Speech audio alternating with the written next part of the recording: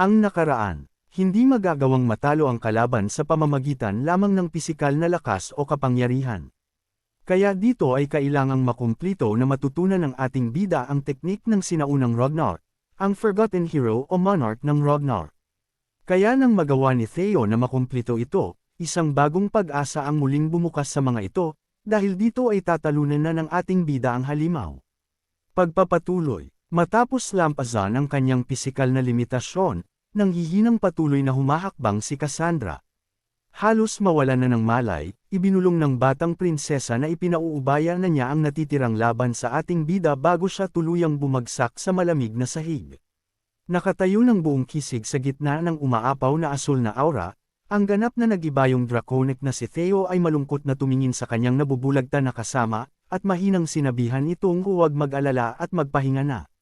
Sa paglingon ng kanyang kumikinang na mga mata ng dragon pabalik sa nakakatakot na Outer God, isang matinding galit ang lumabas sa kanyang mukha, na naglalabas ng kapangyarihang pumatay ng Diyos. Malamig na idineklara ng ating bida na ang Nameless Monarch ay gumawa na naman ng eksaktong kaparehong pagkakamali. Umaapaw sa napakasinding lakas, galit na sumigaw si Theo na ang nilalang ay hindi na sana kailanman bumalik sa lupain na ito. Sa isang nakakasilaw at malakas na pagsabog ng liwanag ng asul na enerhiya, perpektong ipinakawala ng ating bida ang isang napakalaking bagyo ng malalaking nagsasalubong na hiwa. Habang direktang nakatitig sa nakakasilaw na pagtatanghal ng maalamat na sining ng espada, ang puting buhok na katawan ng Outer God ay tuluyang naparalisa sa gulat. Ang natatakot na nilalang ay malakas na sumigaw, na nagtatanong kung ano ba talaga si Theo at paano nito natutunan ang nakalimutang pampamilyang estilo ng pag-eespada. Nakapalibot sa nakakayanig langit na liwanag ng kanyang sariling atake, galit na tinitigan ng ating bida ang cosmic horror, at malamig niyang inihayag na nakita niya ang dakilang teknik gamit ang kanyang sariling mga mata at tuluyan itong naging dalubhasa. Habang ang Outer God ay napahawak sa leeg sa purong gulat, galit na sumigaw si Theo ng may walang katulad na puot, na isinisigaw na pinag-aralan niya ito ng mabuti upang maputol niya ang bawat isa sa mga dayuhan. Sa isang nakakabingi at nakakayanig muntong kidlat ng aura ng espada, ipinakawala ng ating bida ang pinakamatinding atake. Ang nakakasilaw at nakakayanig langit na aura ng espada ay malakas na tumama sa target nito. Isang napakalaking pagsabog ng purong liwanag ang tuluyang lumamon sa katawan ng Outer God, na nagpawasak sa lupa sa ilalim nila at nagpadala ng mga shockwave sa buong kuweba. Habang ang nakakabingang at tunog ng pagtama ay unti-unting nawawala at ang makapal na usok ay sa wakas ay nagsisimulang mapawi, ang napakalaking pinsala sa labanan ay tuluyang naipakita. Bumagsak ng mabigat sa isang tuhod at malakas na humihingal, si Theo ay desperadong humawak sa kanyang espada upang hindi tuluyang bumagsak. Ang pawis ay pumapatak sa kanyang pasamang mukha habang nararamdaman niya ang napakalaking paggamit ng mana ng God tier na teknik na yumayanig sa kanyang katawan. Habang nakatitig sa nawasak na guho, ang batang tagapagmana ay namangha sa purong paghanga, na tuluyang nagulat na ang maalamat na nakalimutang pinuno ay nakakagamit ng tulad nitong nakakapinsalang kapangyarihan na tila wala lang. Sa kabilang dako ng napakalaking umuusok na bunganga ng pagsabog, ang puting buhok na katawan ng Nameless Monarch ay nakikitang malakas na gumagalaw ng pagewang-gewang. Ang katawan ng nakatakot na nilalang ay malubhang nasira ng nakakapinsalang atake, at ang kamay nito ay tuluyang nawasak. Habang nadadapa pabalik, ang pasama at dagwang Diyos ay galit na tumitig sa batang mandirigma. Nakikilala ang hindi maikakailang nakakayanig langit na kapangyarihan na katatapos lang sumire sa kanyang depensa. Ang Outer God ay masamang umamin na walang alinlangan tungkol dito. Ang teknik ng ating bida ay eksaktong kapareho ng espada ng maalamat na bastardo na iyon. Tinatitigan ng sarili nitong sirang-sira at nagdurugong anyo, ang cosmic entity ay nag-aalangan na nagtanong tungkol sa kawawang limitasyon ng isang mahinang katawan ng tao. Ngunit kahit na nahihirapan itong tumayo, ang nakakatakot na nilalang ay malamig na nagbigay ng papuri sa batang tagapagmana. Malamig nitong inamin na kahit na ang katawang ito ay isang hindi perpektong daluyan lamang para sa tunay nitong pagbaba, ang tuluyang pagpapabagsak dito sa ganitong kawawang kalagayan gamit ang isang atake lamang ay talagang kahanga-hanga. Kahit na tuluyang nasira ng nakakayanig langit na atake, ang Outer God ay matigas na tumatangging tanggapin ang napakalaking kapangyarihan nito. Tinatitigan ng pagod na batang mandirigma, ang nawawalang nightmare ay malamig na umamin na si Theo ay opisyal nang nakakuha ng kanyang papuri, ngunit malamig itong nagbanta sa kanya na huwag maging masyadong mayabang. Ang nakakatakot na nilalang ay nagdeklara na ang kanyang kawawang kapalaran ay naipagpaliban lamang hanggang sa araw ng paghuhukom. Ang Nameless Sovereign ay sa wakas ay bumaba, na mayabang na nagmamalaki na sa susunod ay makakamit nito ang isang ganap na perpektong pagbaba, ngunit hindi man lang natinag sa banta. Si Theo ay nagpakita ng isang matindi at napakatapang ng ngiti, habang humihingal ng malalim at pumapatak ang pawis. Ang matapang na batang tagapagmana ay patuloy na tinukso ang natalong Diyos, na tinutokso ang nilalang sa sobrang pagkahilig nitong makinig sa sarili nitong boses. Walang awa niyang itinuro na ang mamamatay na halimaw ay desperado lamang na kumikapit sa isang kawawang maliit na tagumpay sa isip upang makatulog ito sa gabi. Itinuro ang kanyang kumikinang na espada direktang sa nadudurog na cosmic horror. Si Theo ay naglabas ng isang maalamat at nakakapangilabot na pangako ng kanyang sarili. Galit niyang idineklara na sa susunod na magkwintas ang kanilang mga landas, hindi lang niya puputulan ang mga simpleng dayuhan tulad nito, tuluyan din niyang wawasakin ang Nameless Sovereign. Lubhang nagalit sa napakalaking kawalan ng galang, ang Outer God ay galit na sumigaw, na tuluyang nagulat na ang isang simpleng tao ay mangangahas na magsalita tungkol sa pagpatay sa kanyang dakilang kamahalan. Ngunit bago pa man makapagtangka ang Cosmic Beast na gumanti, ang malubhang sirang katawan nito ay nagsimulang magbago at maglaho. Sa pagkaunawa na ang limitasyon ng oras ng kanyang pisikal na katawan sa mundong ito ay biglang nagwakas, ang nawawalang nilalang ay masamang yumukod, na sinasabi sa batang tagapagmana kung gaano siya kaswerte. Habang ang nakamamatay nitong laman ay mabilis na nagiging abo, ang Diyos ay nagbigay ng isang huling masamang pangako, na nangangakong itatabi niya ang pagdurog sa kanya para sa susunod na pagkakataon. Habang ang nakakatakot na halimaw ay tuluyang naglalaho sa kawalan, isang malalim at mabigat na katahimikan ang sa wakas ay bumagsak sa magulong labanan. Nakatayo sa gitna ng mga nawasak na guho, ang napakapagod na si Reyes ay naglabas ng isang malalim at nanginginig na hininga. Tumingin sa paligid ng may purong ginhawa. Ang pasamang Black Reaper ay mahinang nagkumpirma na ang napakalaking masamang aura na tuluyang sumakal sa mausoleum ay opisyal nang wala. Isang maganda at kumikinang na sinag ng liwanag ang sa wakas ay lumabas sa sirang kisame, na tahimik na lumiliwanag sa tuluyang nawasak at nagdurugong mga guho, na nagmamarka ng ganap na tagumpay sa labanan.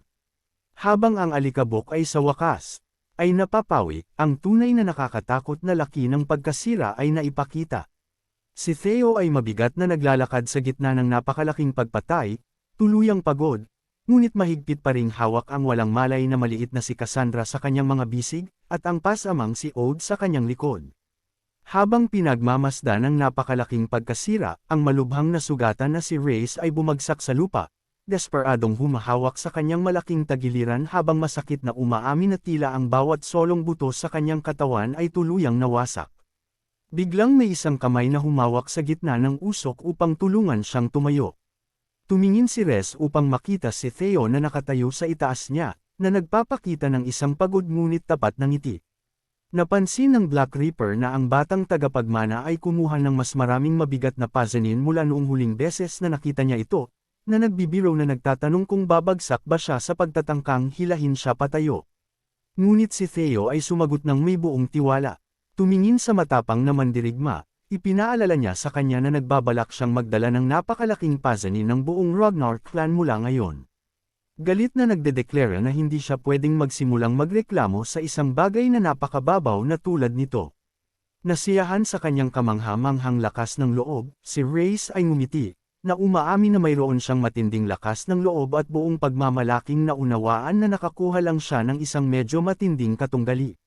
Ngunit bago pa man sila makahinga, ang buong kuweba ay malakas na sumabog sa isang napakalaking lindol. Ang napakalaking sukat ng kanilang labanan ay tuluyang nakasira sa katatagan ng mga lumang guho, at ang napakalaking kisame ay nagsimulang gumuho. Mabilis na pumunta sa command mode, si Rezi ay urgent na sumigaw para sa Reaper Squad na lumabas. Lumabas mula sa makapal na alikabok, ang mga natitirang miyembro ng squad ay mabilis na nagtipon sa sirang labanan. Pagkilala sa kanilang pasama at pagod na kalagayan, ang matapang na pinuno ay urgent na nag-utos sa kanila na tulungan si Theo na buhatin ang mga natitirang nasugatan. Nang may buong katapatan, ang squad ay galit na tinanggap ang utos. Si Reyes ay opisyal na nagdeklara ng isang agarang buong paglikas, na nag-uutos sa lahat na tumakas mula sa bumabagsak na libingan ng mabilis hanggat maaari. Habang ang magulo at desperadong pagtakas ay nagsisimula, ang malubhang na sugatan na si Ode ay dahan-daang nagmulat ng kanyang mga mata ng may masakit na daing, na sa wakas ay nagkamalay sa gitna ng mga bumabagsak na bato. Habang si Theo ay desperadong tumatakbo sa gitna ng bumabagsak na mga guho, hawak ang walang malay na si Cassandra sa kanyang mga bisig at ang malubhang na sugatan na si Ode sa kanyang likod, ang pasamang tagapag-alaga ay dahan-daang nakakakuha ng mga bahagi ng kamalayan. Nakapalibot sa nakakayanig lupang pagkasira ng mausoleum, si Ode ay tuluyang lalamunan ng purong kalungkutan. Ang mga luha ay pumapatak sa kanyang pasamang mukha habang masamang nag-iisip sa kanyang malungkot na pagtataksil, na masakit na umaamin na ang kanyang sariling kabaliwan at kasakiman ay tuluyang nakasir sa lahat. Habang pinagmamasdan ng lumang santuaryo, ang banal na pamana na ang kanyang pamilya ay walang pagod na pinrotektahan para sa mga henerasyon, na malakas na nawawasak sa paligid nila. Ang kanyang umiiyak na mata ay nagpapakita ng nakakatakot na pagguho. Nakatitig ng walang ekspresyon sa determinadong likod ng ating bida, gumawa siya ng isang napakasakit na tahimik na pag-amin. Nang may luha na inihahayag na ang kanyang pinakapangarap ay maging isang bayani na eksaktong kapareho niya. Desperado niyang gustong makuha ang nakalimutang pampamilyang estilo ng pag-eespada at makuha ang tunay na pagkilala ng lahat. Bilang isang tunay na bayani, humahawak sa kanyang nanginginig na nakaguwants na kamay, nasira siya sa purong galit sa sarili, na umiiyak na tulad ng isang kabaliwan, nasira niya ang kanyang buong buhay gamit ang kanyang sariling mga kamay. Ngunit habang ang kanyang puso ay tuluyang nawawasak, isang mainit at mabait na boses ang biglang pumutol sa kanyang napakalaking kalungkutan, na mahinang nagdedeklara, "Hindi yan totoo, Ode." Ang kanyang puno ng luhang mga mata ay lumaki sa purong gulat. Nagbubukas sa harap niya sa gitna ng alikabok ay isang napakagandang miyagrong paningin. Ang mga kumikinang na espiritu ng maalamat na Suicide Squad, ang kanyang mga bayaning ninuno na nakatayo ng buong pagmamalaki sa gitna ng mga guho, na naglalabas ng purong init. Ang mga maalamat na espiritu ay mahinang nag-aaliw sa umiiyak na tagapag-alaga na hindi nila kailanman nakalimutan ang lahat ng masakit na pagsusumikap na ibinigay niya sa kanyang pagsasanay. Inihayag nila ang napakagandang katotohanan na palagi silang nakatitig sa kanya mula pa sa simula. Isang napakalaking alon ng mga emosyonal at lumang alaala ang tuluyang lumamon sa kanya habang ang mga espiritu ay masayang naaalala ang pagiging naroon sa bawat solong mahalagang kaganapan sa kanyang buhay.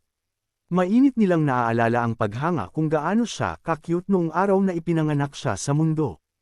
Masayang ipinagdiriwang ang kanyang katalinuhan noong ginawa niya ang kanyang pinakaunang mga hakbang at buong pagmamalaking pinagmamasdan ng may kumikislap na mga mataang hindi malilimutang araw na natanggap niya ang kanyang pinakaunang espada.